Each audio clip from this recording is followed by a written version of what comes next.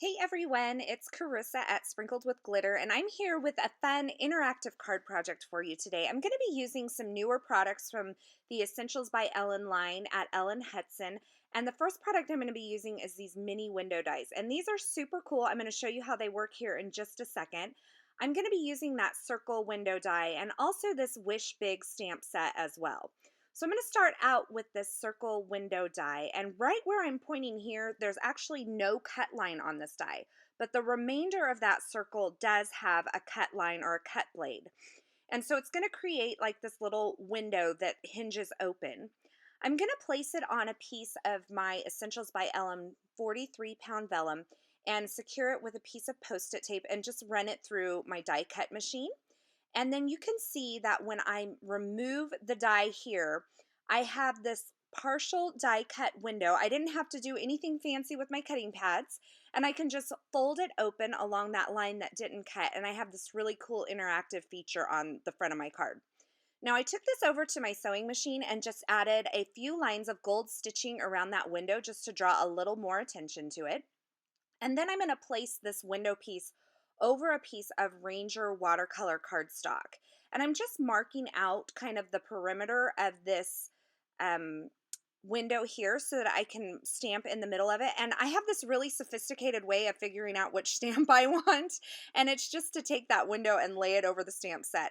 I was kind of going back and forth between the balloons and the cake, and in the end I settled on the cake. So I'm going to ink that up in some StazOn Jet Black ink and stamp it right in the middle of that circle window, or where that circle window will overlay.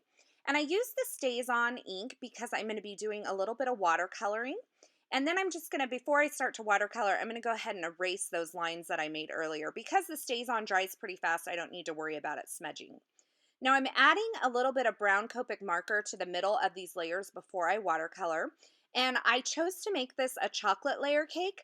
It's my birthday month, and so this cake is not for me because I do not like chocolate. I love cheesecake.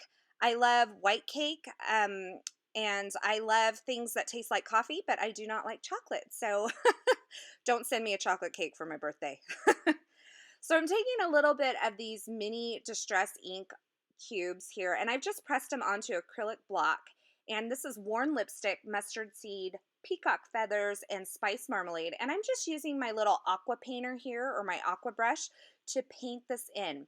Now keep in mind, when you're watercoloring these, you can go back and add more color later, but it's much harder to take it away. So I like to go kind of light at first, and I'm just adding my darkest color to the outside and then dragging it across those layers.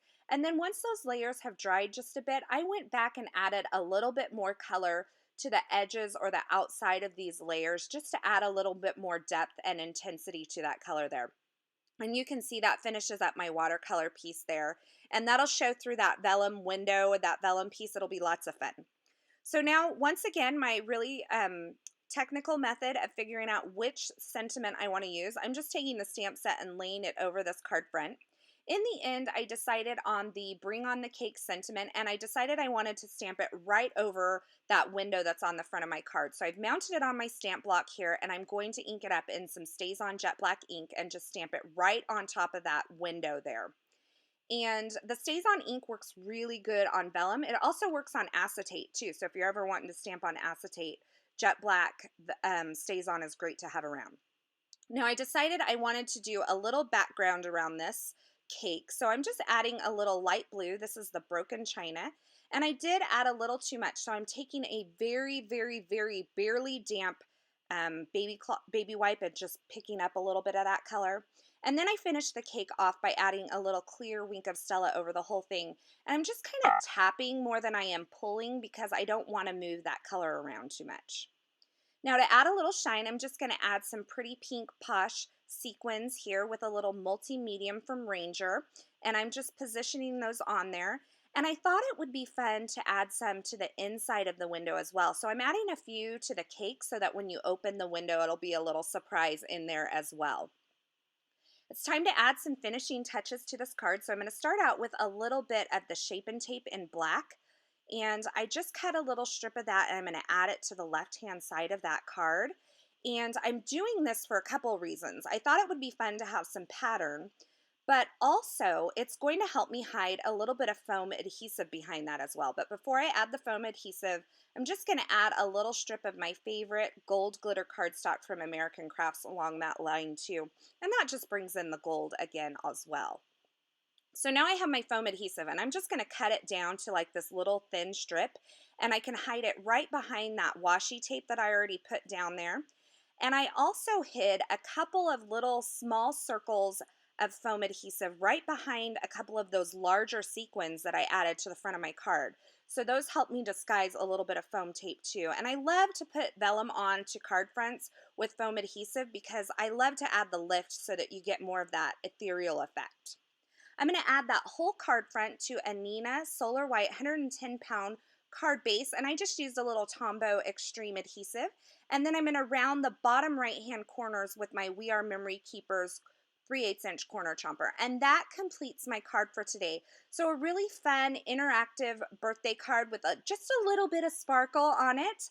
I hope you enjoyed this video. As always, you can see links to the products used in this project over at my blog at sprinkledwithglitter.com. They're also linked in the description at YouTube. If you like this video, be sure to give it a thumbs up. Thanks for watching, and I hope you have a fabulous day.